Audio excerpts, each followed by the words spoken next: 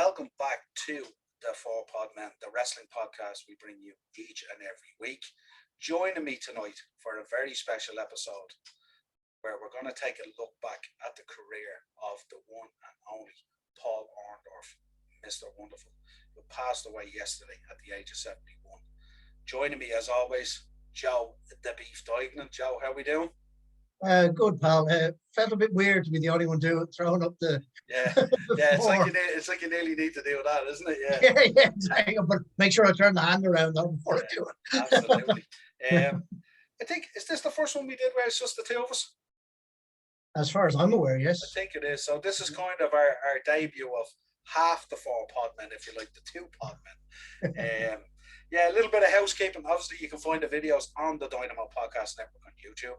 You can also listen to audio versions of the show on Spotify, iTunes, Podmen, wherever you pick up your audio shows.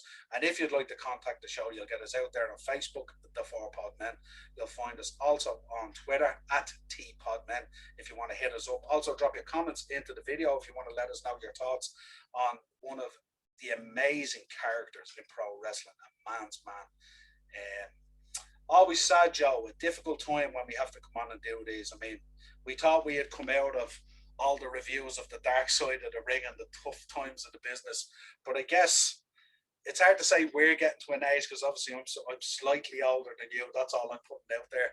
But I am certainly getting to an age where guys that I grew up on and that I revere and hold in my childhood and nostalgia are gradually going and passing away. And it's very sad to see it. Yeah, look, the thing with this is it's not nice, obviously, to talk about these things, but the dark side stuff, like, we had a few weeks there, as you know, Noel, that were really, really tough. And so look, I hope there isn't a dark side made of Paul Orndorff now after we record this and we end up looking like a pair of spoons. But look, I've never heard anything bad said about the man. There seems to be a lot of outpouring of love for him, and for the man he was. So no, rest in peace. Yeah, this will be an absolute celebration of his life without a shadow of a doubt. I'm sure most of our viewers out there wouldn't be familiar with the body of Paul's work, of course. And most would know probably me being one of them now. But probably knowing mainly from WrestleMania 1 on. Obviously, he's synonymous with the feuds with Hogan and all that kind of stuff. A feud that was actually one of the greatest feuds in the history of WWE, WWF, whichever you prefer. That I think it was a 10-month feud he went on with Hogan, where they went back and forward with each other. I think on Saturday night's main events and on house shows and stuff like that. Absolutely outstanding work. Talking about a guy who brought the absolute best out of Hogan in between those ropes. It was unbelievable. Some of that work, incredible. Yeah, I don't think. Sorry, no, if you don't want to put in there. Like he was, from my own memory, which as we know is pretty terrible. There was no one like until the Ultimate Warrior. I don't think there was anyone that could match him physically. Now they brought in giants like Andre and King Bundy and stuff like that, but like to look at the man, he looked like he could stand up to him physically, that he could go to the gym with him and possibly outlift him. Whereas all the other guys were just huge monsters. Yeah. He was, until the Warrior, I think he was the only one up until that, as far as I said, I can recollect anyway.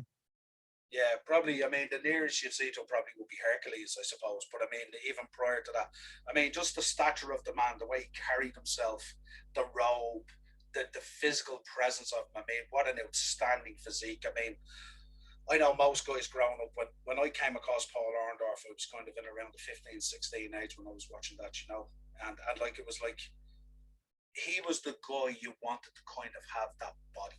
He looked unbelievable, you know what I mean? I mean, we had Tito in there and Macho and guys like that who were in very physical, good shape and stuff like that.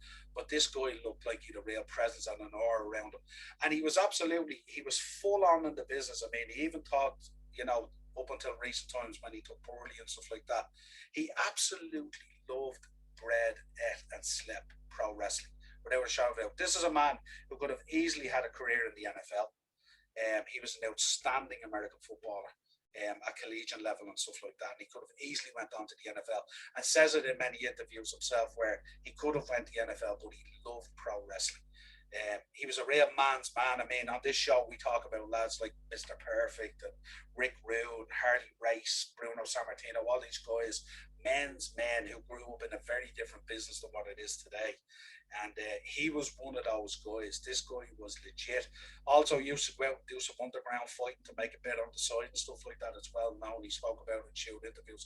So this guy was the real deal, you know. I mean, we briefly spoke off air about how he had an altercation with Vader, and let's just say, without getting into the detail, it wasn't a good day for Vader. And Vader is a man's man as well, you know. And by all accounts, got the first hit in too, like, yeah, and still didn't come out well from it. Yeah, absolutely. But I mean, I had a look down through his career there because I wanted to refresh myself on some of his early stuff. This is a guy who worked in practically every promotion, every territory, every branch of the NWA.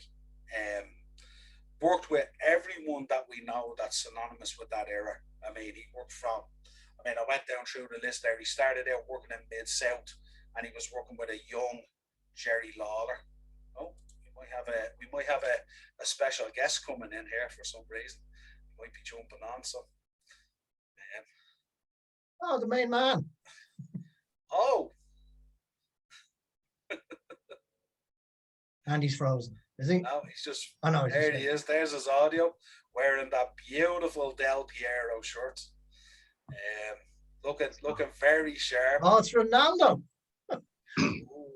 New. Lovely job. How are we? Good, all good. Said be late to the party. You weren't expecting an appearance from me, but no, not at all. Circumstances allow me a couple of minutes. So brilliant, great to have you on. We've just kicked off. We're looking back at Paul Orndorff's career, so I know you will certainly enjoy this. Yeah. But we're going to keep it top level because this man had such a career. We were just talking there, Ian, about how he practically wrestled in every promotion, every territory, every branch of NWA, and was always involved in top level feuds with guys that we revere even to this day, from a young Jerry Lawler all the way through to Baron von Raschke to Dusty Rhodes, Junkyard Dog, Dick Murdoch.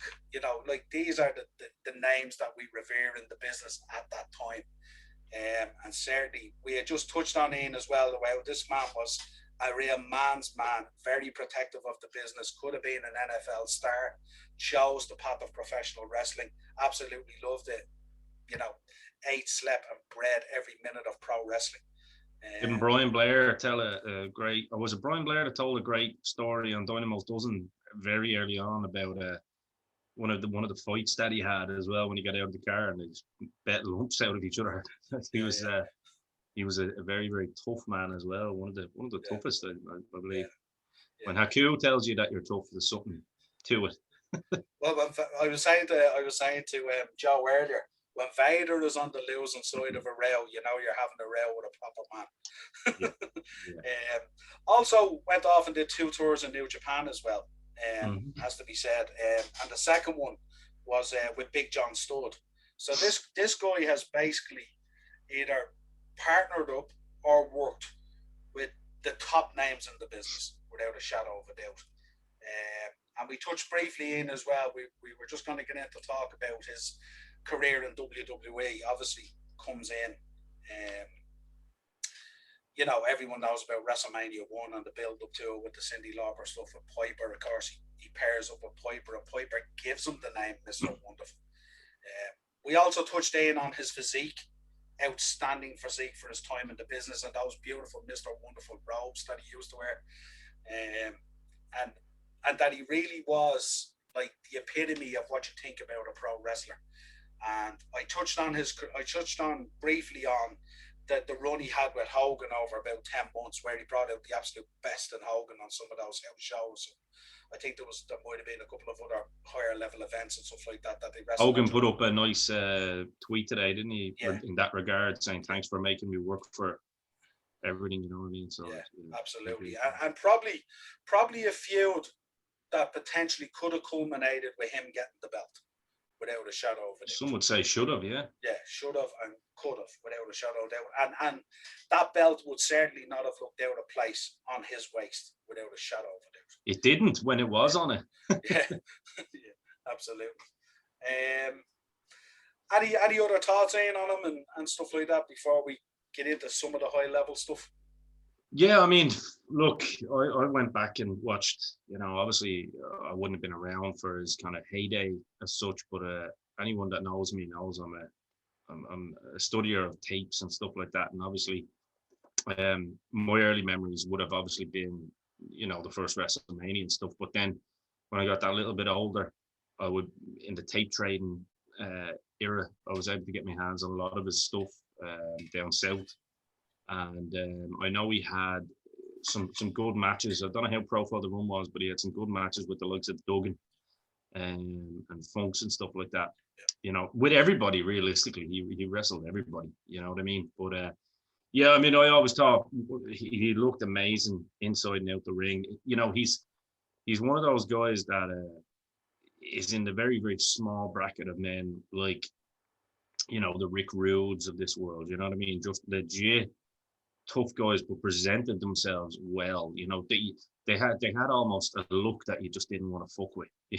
They just looked like guys that you don't want to really get on the wrong side of this guy. But yeah, I know Brian Blair and Bobby Fulton and guys like that are very, very fond of him, and we're very fond of him. I mean, the tributes today from absolutely everybody have been fantastic. So.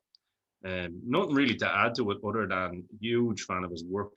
Even when he had the accident and everything, his work was still impeccable. Working with younger guys in WCW like Alex Wright and a lot of the up and comers, and so he was definitely a student of the game, but definitely loved this business inside and out. And if someone said he was in their top 5 or on their Mount Rushmore, Jay likes to slag me, like you couldn't really tell them that they're wrong. Absolutely. He was also a guy, I mean, we speak on recent episodes about the current product and how we see a little bit of intensity in the likes of Roman Reigns and stuff like that as he's been developing and stuff like that. But if you want to look at a guy who is the absolute definition of intensity, Paul Orndorff is that man. From when he walked through that curtain till when he walked back, that man was switched on, fully invested in the business without a shadow of a doubt. Yeah. And when he took off that robe, my God, what a physique. Unbelievable. There was muscles within muscles, wasn't there? Yeah, absolutely. I used to always say that he looked like he had even muscles in his cheek. Remember when he had that tight face and his cheeks looked like he'd been benching with his cheeks nearly? You know what I mean? He was unbelievable. I remember seeing him in the ring beside Magnificent Don Morocco one time, and I was like, this is too much body mass for one ring to handle. Yeah.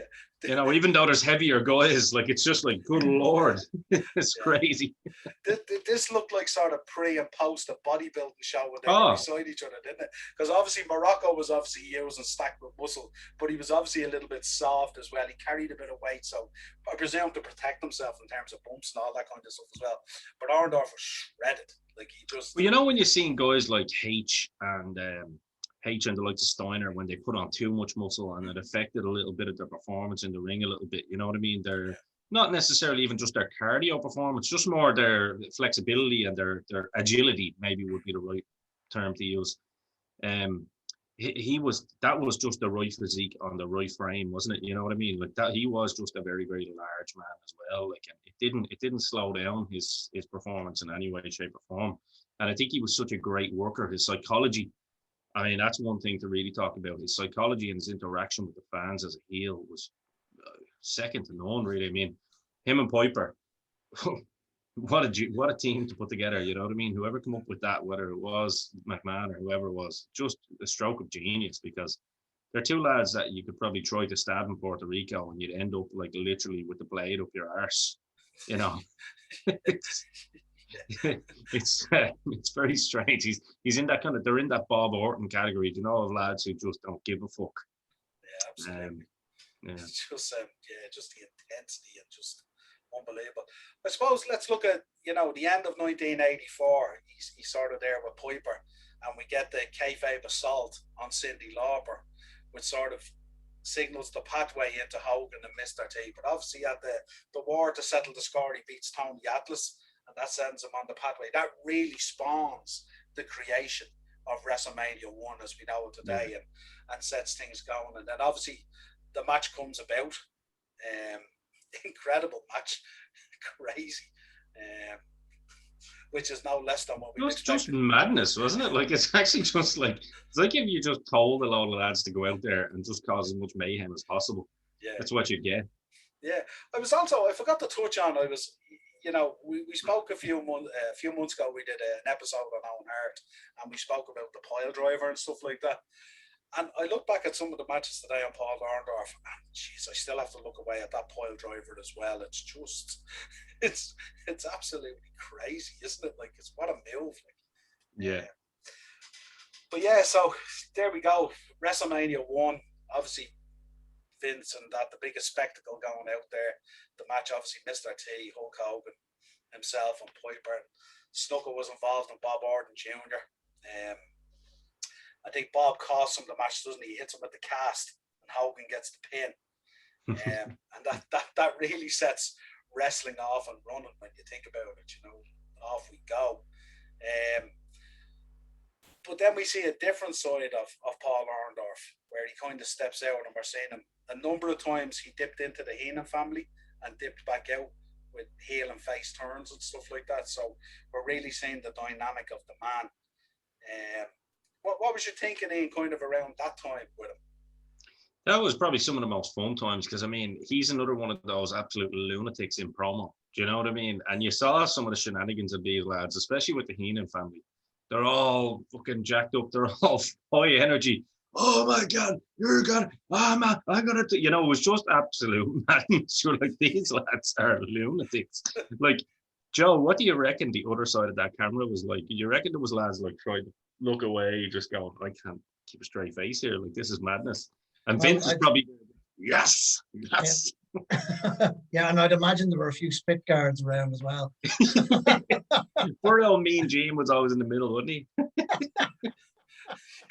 Trying to keep a straight face. He was always in the middle of it, wasn't he? I also remember as well, if you remember some of his promos, we often talk about how, the key thing in a promo is the eyes. You can see in the eyes whether they really mean it and they're actually telling you, really what they're going to do and how they feel. And I always remember when they zoned into his eyes and that face, and it was just, you know what I mean? This is a guy who was about to go out there and absolutely tear someone a new one, Yeah, but as you said yourself earlier, Niall, like he bought into everything. When someone said lights, camera, action, he was ready to go, and he was all in. He was all there, all ready to go. I think that's what I mean by saying him and Rude, even though they're two completely different type of characters, But Rude had that kind of thing as well, where he'd look into the camera and you knew he meant what he was saying. Yeah. Like, with that big jacked up jaw. Do you know what I mean? You're like, how does one chisel a jaw like that? It's like, you can make comic book characters out of these guys. And I'm sure a lot of the comic book characters were drawn based on the fucking shape of these guys, Yeah, absolutely. We move on, I suppose, to 1986, where Bobby is trying to set the scene here with Hogan and Bundy for the setup for WrestleMania 2, of course, with the cage match. And Orton ends up in a match with Don Morocco. I look back at this match today, it was the double count out, I think. I look back at this match today and I was kind of disappointed. I don't know if it was, I look at the match and I was hoping for a whole lot more and I got a whole lot less. I was thinking, here's Orndorff versus Morocco. This is a main event, really, isn't it, at that time when you think about it? And that WrestleMania as well. You know what I mean? So expectations would run very, very high. Yeah. And then, to get a bit of a wet fart, and not fair to either man, really, to be honest. Do you think that shows, though, like that WWE, it's what they were creating. They weren't going for that, they were probably told, look, just go out and have a bit of a brawl or whatever, like, don't go out and don't take anything away from the no one upstage the cage match, please. Yeah, whereas Steamboat and Savage obviously the next year didn't get the memo, but I'd say it was Oh, nor did any of the tag team matches, like the Bulldogs and all those boys. They were probably like, "Fuck this, we're fucking going." And Savage is probably like, "Yeah, don't worry about what he says." So it's yeah, it's like I think a lot of these lads were told not to do their traditional wrestling match. We got to get the new fans, we got to get the money fans hooked into this, and it's all about kids and stuff like that. So these two lads are probably used to being uber violent and used to putting on a wrestling clinic, and I guess that's not what was the only thing I can come up with anyway is that's not what was required of them in this particular match. Yeah, so then we move on and we get some of the, remember the jibes that Adrian Adonis used to come out where he called him Hulk Jr. and stuff like that, and at this stage he had kind of moved out of the Heenan family, and he was tagging with Hogan against Stud, I think, at the time, and King Kong Bundy. And I remember Hogan collided with him on the apron and knocked him off the apron. And he didn't get back involved in the match until the boys were giving Hogan a beatdown. And I remember he went in for the save. And then after the save, he turns on Hogan, gives him the pole driver. And heck, we're back in the Heenan family. Sometime that was unbelievable. And I also remember he used to come out and he'd use the real American music as well. Yes. So it's things like that I kind of remember a lot. And then he obviously, that feud he had with Hogan is just unbelievable. I mean, it's regarded as one of the best feuds ever in WWE history. And I mean, Hogan himself, even as you said earlier, he sort of, thanks Orndorff all the time for the work that he put him through. Yeah. So it was an incredible time from a WWE when you think about it. He probably made more money in that little run, you know what I mean, than he had been making previously as well. So it was good to see older boys like that, and say older boys, but guys like that getting paid, Definitely though, should have had more notoriety and gold, I believe, in WWE though. A little known thing that people don't remember about that feud or don't realize about that feud is this is where he had sustained the arm injury from weightlifting, but he also was having neck issues as well, because I mean, this is a guy, if you look at the style that he worked and the intensity that he worked, these things were going to happen. But it was a weightlifting injury which was causing a trophy in the arm and stuff like that. We seen it when he came back, his right arm, even when he got himself back in shape, when he returned, his right arm was very different to his left arm. Let's say. And he went out, but he stuck with the feud with Hogan, and he worked injured all the way through that because he knew how big it was, and obviously he was probably earning a ton of money compared to what he was on because he was feuding with Hogan, because Hogan was the gold ticket. And then he had to step away from the business for a while, and Bobby Heenan replaced him with Ravishing Rick Rude. I was just going to say there as well, based on that, not to make it like political or anything like that, but it shows you how men like that did, for all the kind of stuff that we get in hearsay, as one famous podcast likes to say, the rumor and innuendo. It shows you how much respect some of these old guard had for Hogan. You know what I mean? Because I mean, a lot of guys like that old school guy, like, fuck that guy. Do you know what I mean? And probably just not be bothered. I think a lot of these old school guys had a lot of respect for Hogan because they knew Hogan come up the old school way also. I think that's probably fair to say. And as far as I know, pretty much Orton and Orndorff and all those guys, had a great respect for Hogan, probably because they knew they fed their families off the back of it too, So I think it's just worth pointing out, because Orton was certainly someone that Orndorff was certainly someone that, by all accounts, if he didn't like you or want to do anything for you, he just wouldn't, Yeah, absolutely. In 1990, he returned to the squared circle. He was working some independent stuff against Kerry Von Erich, which I'd imagine, I didn't catch a lot of these matches now, but I'd imagine they must have been outstanding, to be honest. If you look at those two guys in the ring together, and just the muscle and the look and the intensity must have been outstanding. I believe I saw one of those matches on tape. Joe will know the exact tape I'm talking about, the one that I used to try and buy from a certain video shop in Bray, Chartbusters, after training every Sunday. Do you remember that, Joe? I used to send different lads in to see if they'd accept the offer. I'd have 20 quid there. And I wouldn't mind, I'd rented this USWA tape out so many times that I believe I probably could have bought it 20 times over. You know what I mean? If I could just get my hands on it. But I believe that on this particular tape, one of those matches was on it. So I could be wrong, and there could be someone out there that wants to correct me. Please do if you will. But I believe on that tape, one of those matches was on it. So I'm thinking that they might have done a bit of feuding in the USWA at that time. But I could also have my dates wrong. It could have been at a later date, but I'm almost 100% sure that that's where I've seen it. But I did see some of the matches that, as we like to call them, Texas Tornado had with with Paul Orndorff, even though it was Kerry Von Erich and outside of WWE. But yeah, a big step up to some of the matches he was being put in the WWF at the time, and you could see even working hurt, you could tell the man had such a passion for his craft. You know what I mean? It was never. I don't think you could ever accuse Paul Orndorff of just working for a payday. You know what I mean? Or any of these old school guys. I mean, they'd earn their money. If there was 10, 15 minutes of wrestling to be done, you can be guaranteed it was being done in the right way, you know? Yeah, absolutely. So then he moves on. He gets the call, World WCW, 1990. He goes in, and Ian, you would be our resident expert when it comes to WCW. And if I mention the dudes with attitudes, oh yeah, you know who I'm talking about there. Absolutely. Sting, Lex Luger, JYD, the Steiner brothers, and of course Paul Orndorff. Yeah. And this is at the time where they were back in Sting around the time in the feud with the Horsemen. Mm-hmm. And I think a number of occasions there didn't he work against Arn Anderson and stuff like that. I didn't get a chance to look back on those matches, but briefly I'd imagine they were probably stellar without a shadow of doubt.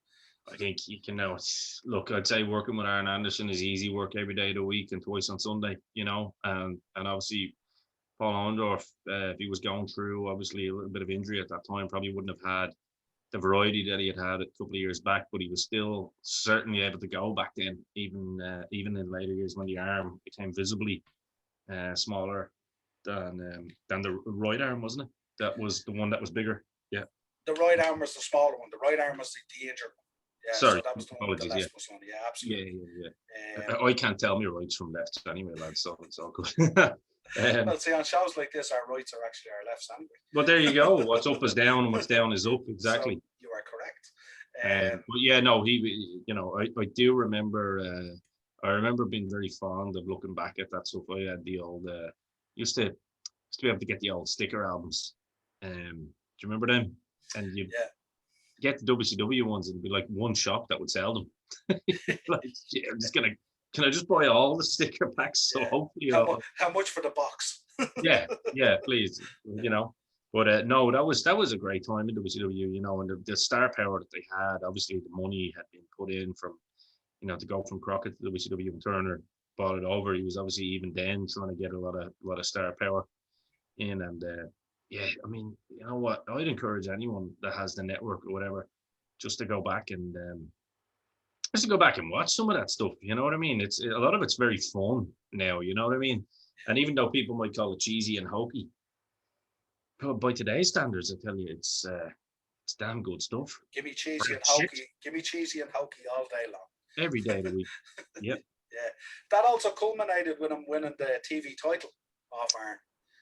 Which I'm sure was a huge moment in his career. I know he had held titles in the NWA territories and stuff like that, but this was this was a big deal. Just like Joe always hears me banging on, I think everyone at this stage knows that that's one of my favorite belts. for whatever reason, it was always one of my favorite belts. I think aesthetically, it's absolutely beautiful anyway. But I always thought it was just such a great belt. It's a great idea. Do you know what I mean? You're seeing it defended every week. It can be a main event match on on your weekly shows that you want to put on. I think it's an absolutely great belt. Joe?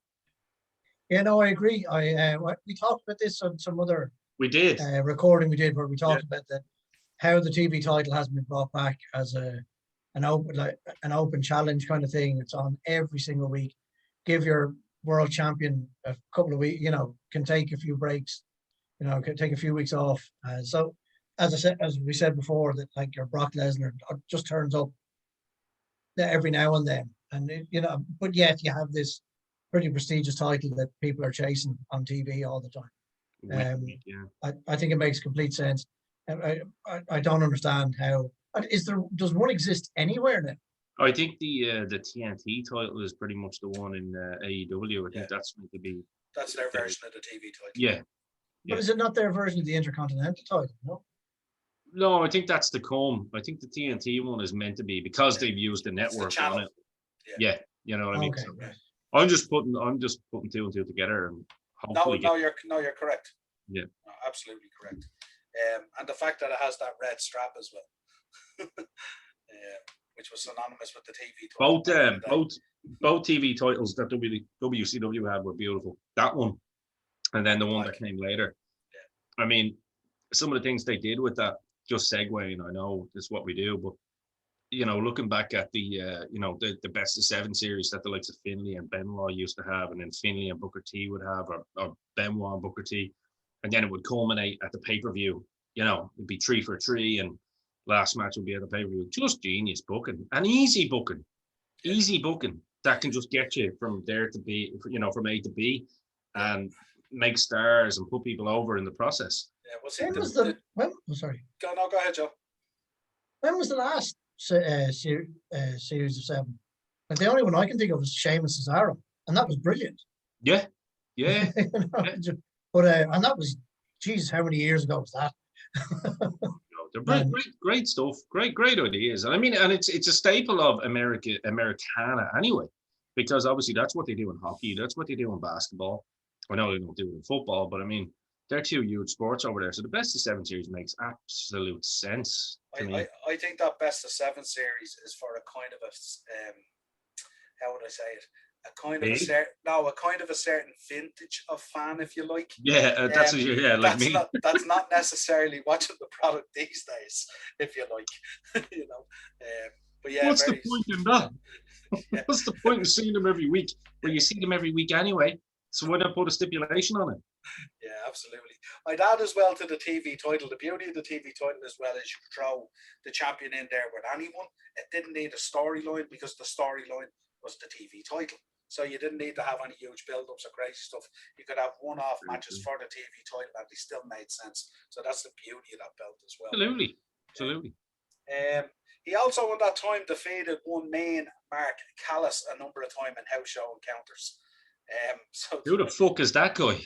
I think he's the guy. Was he the guy who used to come down to the ring on the motorbike for a while? He that ginger fella.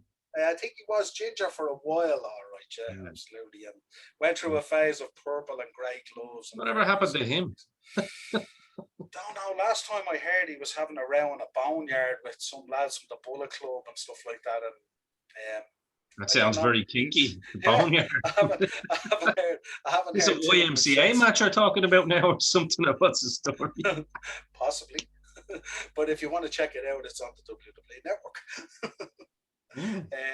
I must check it out. Yeah, moves out of WCW and goes into 90 to 93. He's into UWF, AWF, and NWL. Guys, you mentioned obviously Brian Blair, Ian, who has an episode on Dynamo's doesn't. Go check it out. So he was feuding at times with the Killer Bees. Had certain feuds with Dr. Death Steve Williams, who we would be all aware of. So again, when we talk about this guy working with royalty in the business, who we revere from these eras, this guy worked with them all. Goes into Smoky Mountain Wrestling in 1992, a promotion we're familiar with James E. Cornette. Goes in there, obviously does the tournament to crown the champion with Buddy Landell. Also worked with Tim Horner, Hector Guerrero, and obviously Robert Gibson, one half of the Rock and Roll Express. So again, working very high level, high quality. These guys, some of these guys are still working today and still putting on better shows than what the new breed is putting on, if you like. Returns to WCW in 92, World Television Champion. This was the time, if you remember, Ian, comes in and has a bit of a feud with Cactus Jack. But then if you want to see Wrestling 101, check out Mr. Wonderful versus Ricky the Dragon Steamboat. Unbelievable matches in there. Yeah. Just incredible, culminating a Clash of Champions and all this kind of stuff, Then moves on, 93 to 95, and we see Pretty Wonderful. I don't know, Ian, you remember this stuff? Who? This is where he tags up with one Mr. Paul Roma. Yep. What was you thinking around that time? You know what? I loved it because I actually was always a big fan and advocate of Paul Roma. I think Paul Roma was very, very underrated. I mean, Jesus H. Christ, that guy could go. And what a body. Great look. I always liked Paul Roma. I really did. I loved him and Martel. You know what I mean? I loved Martel as well. They had that kind of just, I suppose back then you'd probably say punchable face. You know what I mean? But they were very, very good. And I really enjoyed that stuff, actually, I have to say. Yeah. I always looked at him. I always looked at Wonderful at that time with Paul Roma, and it always kind of reminded me nearly like a father and son combination. Yeah. Because Paul Roma could have been his son in terms of physique and everything else, you know. Absolutely. So yeah, it was an interesting time. Obviously went in there first. He was tagging with our very own that we talk about all the time, Stunning Steve Austin. But then obviously moves in and starts tagging with Paul Roma to create this Pretty Wonderful. And he's feuding with guys like... It was Pretty Wonderful. Absolutely. Feuding with Cactus Jack, Kevin Sullivan, the Nasty Boys, to name but a few. Again, working with... Just, Niall, as you said earlier, just more royalty, just all these names, like, it's unbelievable. Yeah. This is what I said at the start, Joe. When you think of Paul Orndorff, everyone thinks of WrestleMania 1. and generally not a whole lot else. But if you go back through this man's career, I mean, I prepare for these shows, and most of these shows we do where it's an in-memory show, if you like, tends to be maybe a page or two that I go back through the history. This was 4 pages today.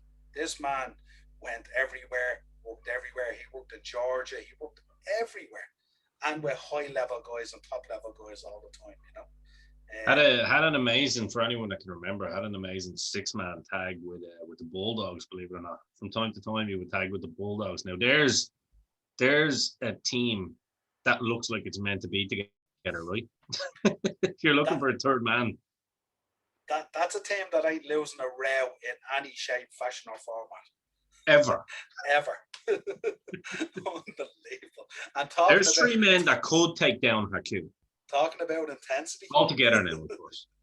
yeah, 3-on-1 handicap match. Yeah, that's it. Yeah. You're missing one of them. Fuck it. It's over. Yeah, absolutely. I suppose before we jump off, I'd like to go down through some of his accomplishments and achievements. You know what I mean? So, especially with the fact that, you know, he didn't pick up the belt in WWF, and we believe he should have. So, to start, Cauliflower Alley Club Men's Wrestling Award 2016. We love the cauliflower stuff, obviously. Yep. Goes into the Pro Wrestling Hall of Fame, the Lou Tez George Tragos Hall of Fame class of 2017. Georgia Championship Wrestling NWA National Heavyweight Champion 3 times. Not once, 3 times. National Wrestling Alliance Hall of Fame class of 2009. I believe that NWA Hall of Fame, there is no greater Hall of Fame in terms of wrestling, without a shadow of a doubt. Mid-South North American Heavyweight Champion 5 times. Mid-South Tag Team Champion 1 time with, again, Joe, and rename for you, the $1 Million Man Ted DiBiase. Just gets better and better all the time. Professional Wrestling Hall of Fame and Museum class of 2009. Pro Wrestling Illustrated Feud of the Year 1986 versus Hulk Hogan. Says it all. Match of the Year 1985. Obviously, with Piper versus Hogan and T at WrestleMania 1, laid the foundation for wrestling right up to the present day, without a shadow of a doubt. Most hated wrestler, 1986, of course. That's my favourite one. Coincides with the feud with Hogan. My favourite one. Obviously, the one I really like, and we mentioned, obviously, WCW TV title 1 time. Tag Team Champion, WCW World Tag Team Champion 3 times with Jimmy Snuka and twice with Paul Roma. WCW Television Championship Tournament 1993, which obviously led to what we spoke about. WWE Hall of Fame class of 2005. And Wrestling Observer Newsletter Feud of the Year 1986 with Hulk Hogan. What a list of accolades and accomplishments. And to be honest with you, I only even touched the surface on them because he wore gold in most of the territories he went to. But yeah, I suppose there's nothing more to be said, but look, rest in peace, Paul Orndorff, Mr. Wonderful. We will absolutely miss you. Thank you for everything that you gave us, the memories and the matches we can look back on. And there is no doubt you will live in our memories for many, many years to come. Gentlemen, a pleasure as always. Not always great looking back when we lose these guys who were such a foundation of our childhood. Video versions, Dynamo Podcast Network on YouTube, audio versions, Spotify, Podmen, iTunes, all that good stuff. If you want to hit us up, leave your comments in the comment section down below. If you want to hit us up, Twitter @TPodmen, obviously on Facebook, @4Podmen. We will talk to you again real soon.